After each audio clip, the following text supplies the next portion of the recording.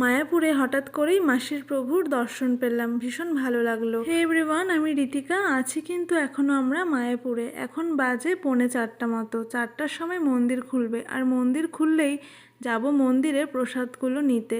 সেই জন্য দেখো প্রসাদের কুপনগুলো নিয়ে বসে আছি। তবে আমি আর গেলাম না, আমি আর মা বাইরে বসে রয়েছি, আর মাসি গেছিলো প্রসাদ আনতে। ওই যে মাসি আর একজন মাতাজি দুজন মিলে গিয়ে প্রসাদগুলো নিয়ে আসলো। যাচ্ছি এখন আমরা মন্দিরের বাইরে, আর এই যে দাঁড়িয়ে আছি 1 নম্বর গেটের কাছে। যে গেট দিয়ে ঢুকেছিলাম, এখন কিন্তু সেই গেট দিয়ে বেরিয়েই উঠে পড়লাম টোটোতে, আর পৌঁছে গেলাম লঞ্চের ঘাটের সামনে। এখানে এসে লঞ্চের টিকিট কেটে চলে গিয়েছিলাম ভুট্টার দোকানে, সেখান থেকে ভুট্টা নিয়েই আমরা উঠে পড়বো লঞ্চে। এবার কিন্তু আমরা আর সন্ধেবেলার সন্ধ্যা আরতি মায়াপুরে দেখতে পারলাম না, কারণ শরীরটা ভীষণ খারাপ লাগছিল, একদম ভালো লাগছিল না।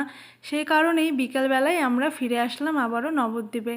লঞ্চে করে নবদ্বীপের ঘাটে নেমে সেখান থেকে টোটোতে উঠে এখন আমরা যাচ্ছি মাসির বাড়িতে। আর এইভাবেই আজ সকাল থেকে বিকেলটা কাটালাম মায়াপুরে। আজকের ভিডিওটা কেমন লাগলো জানিও।